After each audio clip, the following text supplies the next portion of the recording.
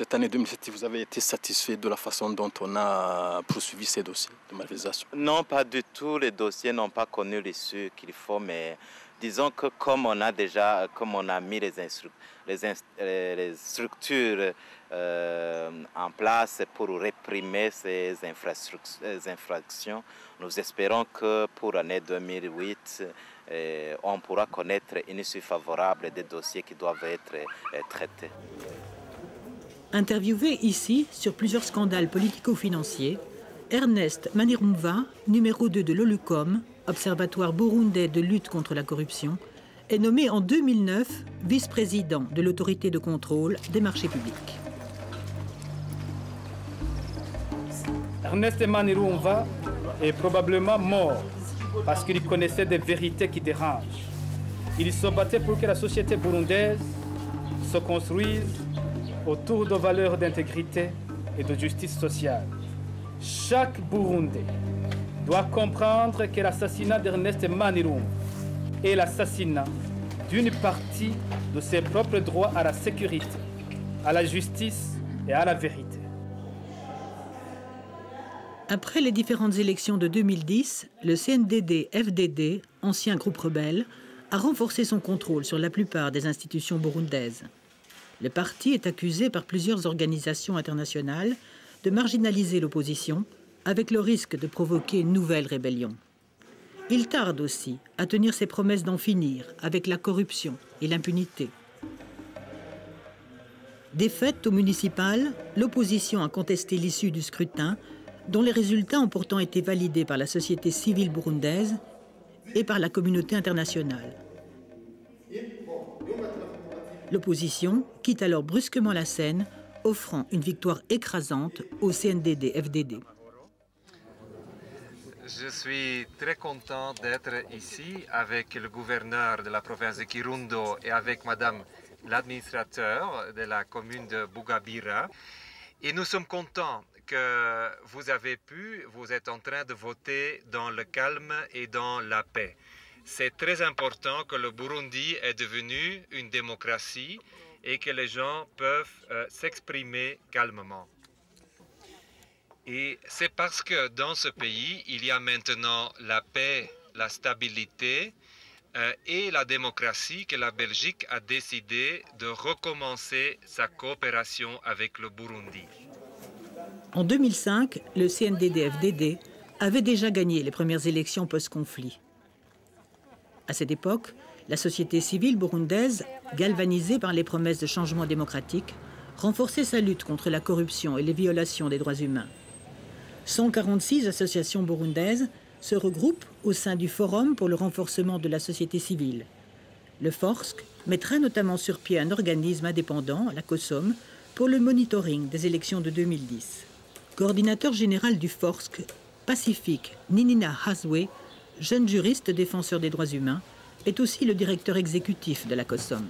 Chaque fois dans les élections au Burundi, il y a une tendance qui gagne et qui gagne presque tout, ce qui fait que l'autre parti qui reste a toujours peur de son avenir.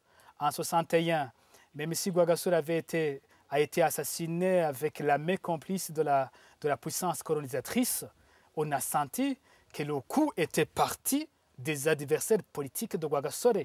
Le groupe qui avait perdu les élections, c'est le groupe qui a été commanditaire aussi de l'assassinat de Rwagasore. Les élections de 2005 étaient moins tendues. On avait tous l'espoir. La victoire du CNDD-FDD rassurait tout le monde. On se disait, voilà, les vieux dinosaures de la politique burundaise sont partis, sont vaincus dans ces élections. Nous avons une nouvelle génération qui parle de démocratie, qui parle de liberté publique, qui parle de droits de l'homme. À l'époque, on nous promettait qu'on n'entendra plus l'incarcération d'un journaliste. C'était la promesse du CNDD-FDD à l'époque. On promettait de lutter contre la corruption. Le CNDD-FDD va mettre en place plusieurs institutions de lutte contre la corruption. Alors à l'époque, on se disait, le Burundi aujourd'hui va aller du bon côté, marque un pas de géant vers la démocratie. Dans la nuit du 8 au 9 avril 2009, Ernest Manirumva est poignardé à mort à son domicile. Le meurtre provoque un choc dans la société civile burundaise. Mais très vite, les associations membres de Forsk vont se souder pour réagir solidairement et exiger que justice soit rendue. Directement après l'assassinat d'Ernest Manirumva le 9 avril 2009, Forsk a tout fait pour rassembler différents acteurs, différents défenseurs sur ce cas. Nous avons écrit au président de la République, nous avons tenté d'organiser des manifestations qui ont toujours été refusées par l'administration. Nous avons bâti cette campagne qu'on appelle Justice pour Ernest Manirumva. Et finalement, une campagne qui a amené aujourd'hui la société civile à travailler en synergie, même sur d'autres thèmes. Il est très difficile de connaître directement les dossiers qui a causé sa mort, mais nous soupçonnons un dossier qui concerne le trafic d'armes par certaines autorités au niveau de la police et des services nationaux de renseignement. Tout le monde a été choqué parce que c'était un assassinat très rude et clairement organisé. C'est devenu un cas symbolique et je me rappelle très bien, dans les mois qui ont suivi cet assassinat, il y avait une très grande nervosité chez nous, communauté internationale, mais aussi au niveau de tous les défenseurs des droits de l'homme. On avait peur que c'était le début d'une crispation, d'une situation qui rendait les activités de tous ces gens presque impossibles. Tous les leaders qui sont impliqués dans la campagne Justice pour Ernest Manirumva ont connu plusieurs tracasseries.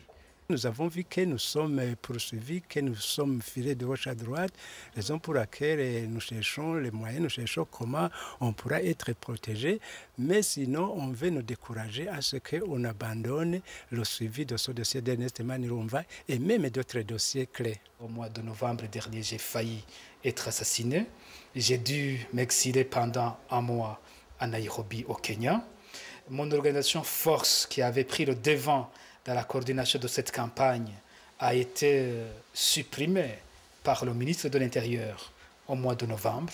Il a fallu une forte pression internationale pour que le ministre suspende sa mesure, le ministre de l'Intérieur. Si vous recevez des coups de fil anonymes ou des mails ou des SMS et je ne sais pas quoi, c'est une agression. Je considère ça comme une agression.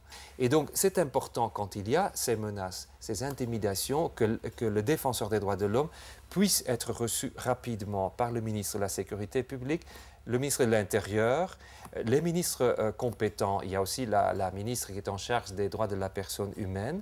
Et j'ai l'impression que ces accès sont acquis.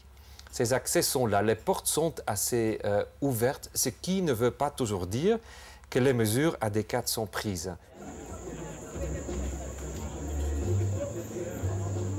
En invitant les défenseurs des droits humains aux réceptions officielles, l'ambassade de Belgique leur apporte une reconnaissance publique importante.